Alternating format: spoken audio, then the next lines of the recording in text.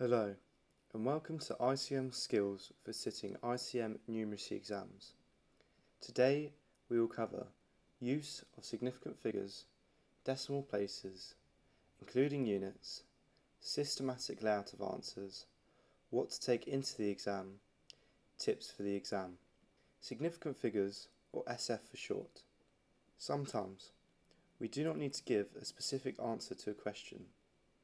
We can give an approximate answer. A way of doing this is significant figures. Significant means important, and the closer the digit is to the beginning of a number, the more significant it is.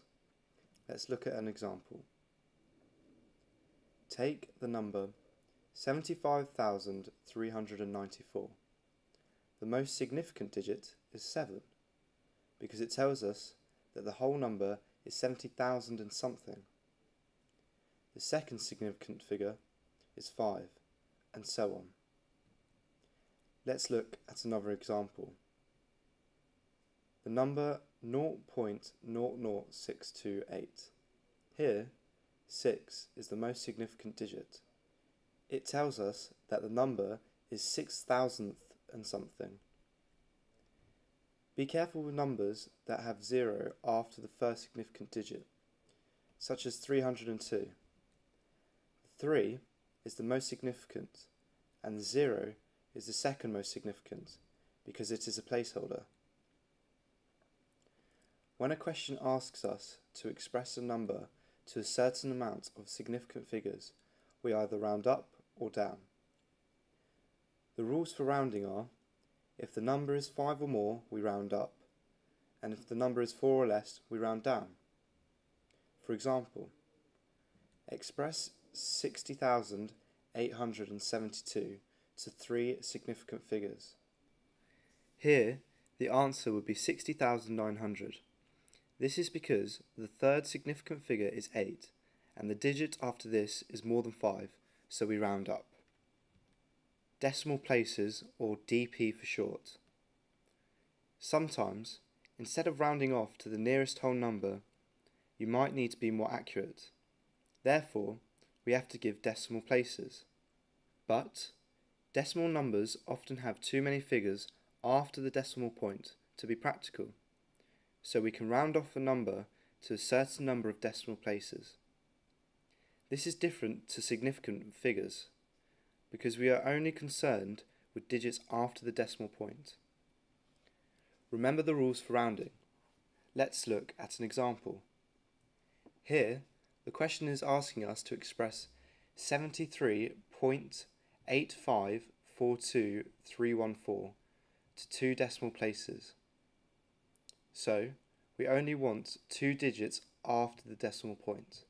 Therefore, we round off the third decimal place. 4 is less than 5, so we round down, and this gives us 73.85. Let's look at another. Here, we are being asked to express 12.08 to 1 decimal place. Therefore, we only want 1 digit after the decimal point, so we round off the second decimal point. Here we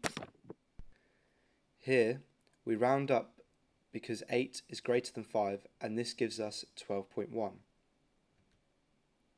Including units. For questions that ask you to calculate your answers in pounds, dollars, kilometers, or any other units, you must give the units specified when working out and giving your final answer.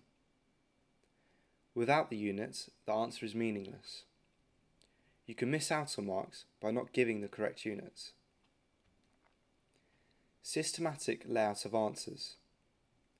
This is a method to show your work in a clear way, so that it will be easier for you to go back and check your work. It will also be easier for the marker to identify where you should be awarded marks in your method. Let's look at an example. Write 10% divided by 1/7 as a single fraction. So, our first line of work will show the conversion of the percentage into a fraction. Then, we simplify 10 over 100 to give 1/10. Then, the second fraction is flipped, so that we can times them together and not divide them. We know that 7 over 1 is just 7, so we can also show this. Then, we times the two fractions together to give our final answer. What can I take into the exam? A sharp pencil, pencil sharpener, blue or black pens, 30cm ruler, a non-programmable calculator, and a eraser without writing on it. Tips for the exams. Number 1.